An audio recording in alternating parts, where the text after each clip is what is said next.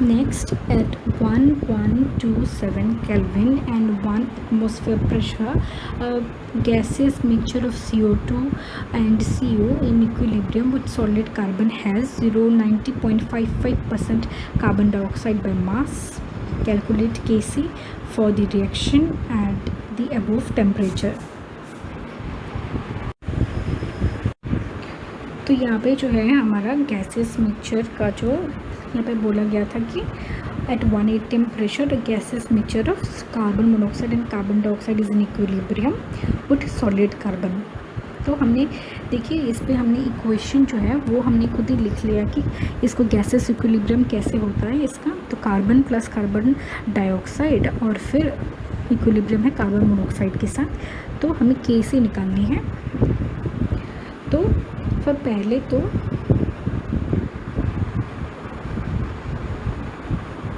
हम इसका Kp निकाल लेते हैं कि टोटल, पहले याद दिया था लेट हम पकड़ लेते हैं कि टोटल मास जो है वो उस गैसेस मिक्सचर का हम 100 पकड़ लेंगे।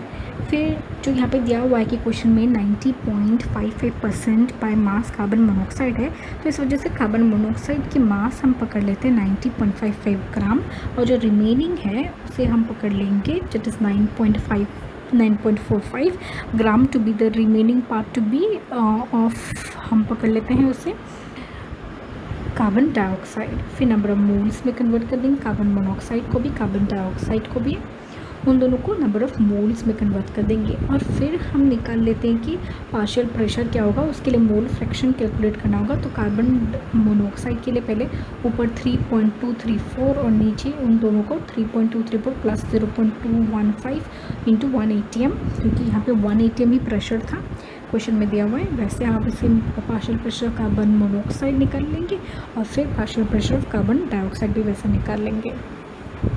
तो दोनों आप देख सकते हैं यहाँ पे पार्शियल प्रेशर्स निकल गए हैं।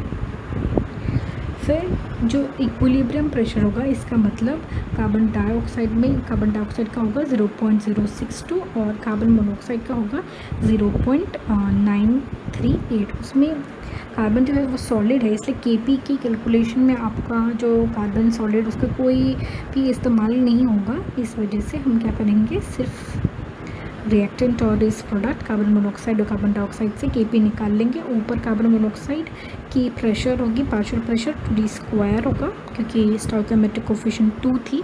नीचे तो आपका कार्बन डाइऑक्साइड होगा और उससे Kp निकल जाएगी 14.19 atm। 14.19 atm। फिर स्टेप 2 जो है हम उसके लिए Kc की कैलकुलेशन करेंगे। Kc की कैलकुलेशन के लिए हमें पता है Kc is equal to Kp by RT into Kc is equal to Kp by RT to the power delta Ng। उसके लिए Kp की वैल्यू हम ऑलरेडी जानते हैं 14.19 atm।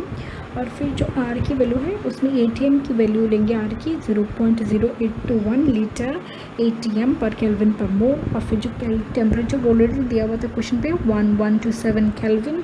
और फिर डेल्टा Ng जो है उसे हम निकाल लेंगे। तो जो प्रोडक्ट था उसका कोफिशिएंट था 2 और जो रिएक्टेंट है उसका 1, तो 2 - 1 1।